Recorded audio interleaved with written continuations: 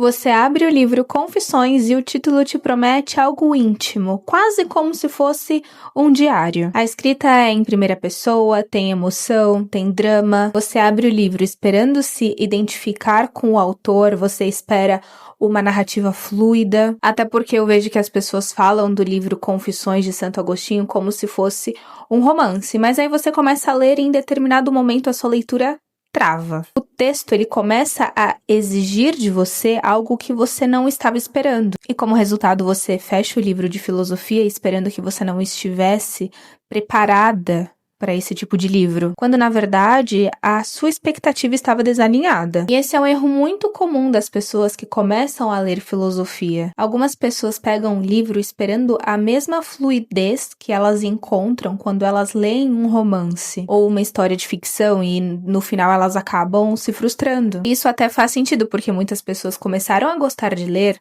por meio dessas narrativas, romances e livros de ficção. Essas pessoas, pode ser o seu caso, né? Você pode ter começado a gostar de ler por meio de livros com personagens, com uma trama mais fluida e por meio de situações que ressoam com a sua vida. Então, às vezes, você lê um romance e pensa, eu já passei por isso. Só que, na maioria dos casos, isso não funciona com a filosofia. Você pode sentir uma afinidade com o tema dele ou com a escrita dele, mas filosofia ainda é um estudo rigoroso e complexo sobre temas universais. Nem sempre a escrita vai te carregar. Nem sempre você vai ter um ritmo prazeroso como em um livro de romance. Na filosofia, o texto ele te exige, intelectualmente falando. Você não tá ali para se identificar com Santo Agostinho. Caso isso aconteça, ok, mas você, na verdade, está ali para acompanhar um raciocínio que muitas vezes é bem complexo e exige muito da nossa capacidade intelectual. Então, o erro que muitas pessoas cometem é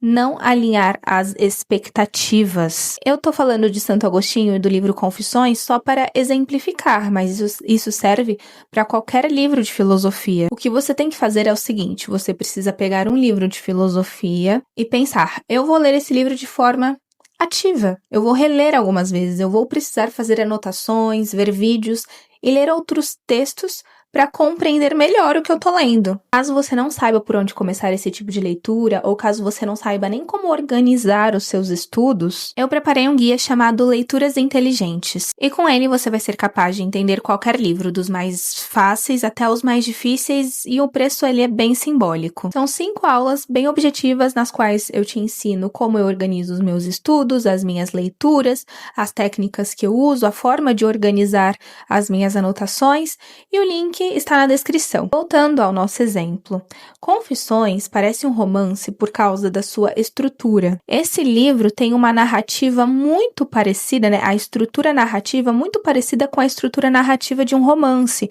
ou seja, há uma temporalidade, o autor conta diversos causos da vida dele, da época dele, da juventude, tem personagens interessantes, tem conflito interno, tem drama, você se identifica com ele em diversos momentos. E é exatamente por isso que pode ser uma armadilha para muitas pessoas, porque essa forma autobiográfica ela te faz entrar em um modo romance sem que você perceba. Só que em determinado momento você pode travar, porque por trás de todas essas narrativas que sim, são extremamente interessantes, ele na verdade está tecendo diversos argumentos filosóficos e teológicos extremamente complexos. Ele está argumentando sobre a natureza de Deus, sobre o tempo, sobre a memória, sobre o livre-arbítrio e sobre a desordem dos nossos afetos. Então, quando você altera essa expectativa dentro da sua cabeça, ou seja, parar de querer ler de forma fluida como um romance e começa a entender que é um texto filosófico, o texto vai começar a fluir um pouco melhor, porque você vai parar de ler